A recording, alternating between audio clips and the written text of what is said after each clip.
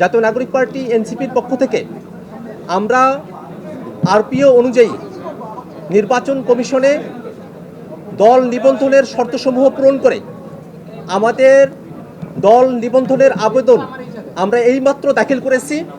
নির্বাচন কমিশনের কর্মকর্তাগণ আমাদের আবেদন তারা রিসিভ করেছেন, আমাদেরকে রিসিভ কপি তারা দিয়েছেন যে জাতীয় নাগরিক পার্টি এনসিপি জনগণের দল হিসেবে, জনগণের পক্ষের শক্তি হিসাবে অভ্যুত্থানকে ধারণ করে বাংলাদেশে যে নতুন রাজনীতি চর্চা করতে চেয়েছে সেই রাজনীতির ডাকে সাড়া দিয়ে সারা দেশের মানুষের এনসিপির সঙ্গে যুক্ত হয়েছেন। তাদের সকলের সদস্য ফর্মগুলো, আমাদের কমিটিগুলো, সম্পূর্ণ ডকুমেন্টস আমরা আজকে জাতীয় নাগরিক পার্টির পক্ষ থেকে নির্বাচন কমিশনে এগুলো আমরা দাখিল করছি। 3টি প্রতীককে দলের প্রতীক হিসেবে আমরা আবেদন করেছি, কিন্তু আমাদের দলের প্রতীক হিসাবে নির্বাচন কমিশনের থেকে আমাদের প্রত্যাশা হলো নির্বাচন কমিশন দলের প্রতীক হিসাবে আমাদেরকে শাপলা বরাদ্দ প্রদান করবে। আমাদের সামনে একটি চ্যালেঞ্জ দেওয়া হয়েছিল ব্যালট রেগুলেশনের। আমরা এই প্রস্তুতির জন্য আজকে দেশবাসীর সামনে দেখাচ্ছি আমরা নির্বাচন যে সাংবিধানিক প্রতিষ্ঠান রয়েছে তাতে আমরা দরখাস্ত করেছি। পার্লামেন্ট এখন খালি রয়েছে। এই পার্লামেন্টে আগামীতে সংস্কার বা ঐক্যমত কমিশনের 400 আসনের মধ্যে 300 আসন এনসিপির ঘরে থাকবে ইনশাল্লাহ, এবং এইবারই এনসিপি পার্লামেন্টে জাতীয় সরকার গঠন করবে, যার মধ্য দিয়ে গণ অভ্যুত্থানের সংস্কার, গণপরিষদের যেসব কার্যাবলী রয়েছে সেই সকল কার্যাবলী জনগণের ম্যান্ডেট নিয়ে ব্যালট রেগুলেশনের মাধ্যমে ইনশাল্লাহ বাংলাদেশে সম্পন্ন করবে।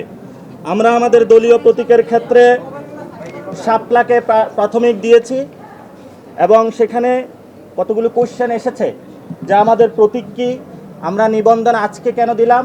আপনারা জানেন আমরা স্বল্প সময়ে দল গঠন করতে পেরেছি এবং সারা বাংলাদেশে কথা বলেছি, কিন্তু আপনাদের মাধ্যমে দেশবাসীকে জানাতে চাচ্ছি আমরা অনেক জায়গায় আমরা অফিস নিতে গিয়েছি, সেখানে আমাদের অফিস নিতে বাধা দেওয়া হয়েছে।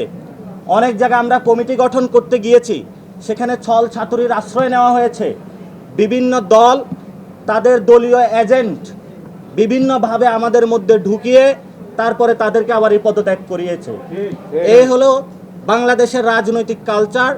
আমরা সকল প্রতিকূলতা, সকল চ্যালেঞ্জকে মানিয়ে আজকে আপনাদের সামনে এখানে উপনীত হয়েছি।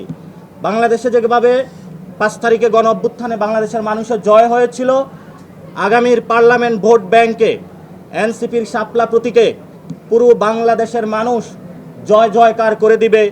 এনসিপির নেতৃত্বে নতুন সরকার গঠন হবে।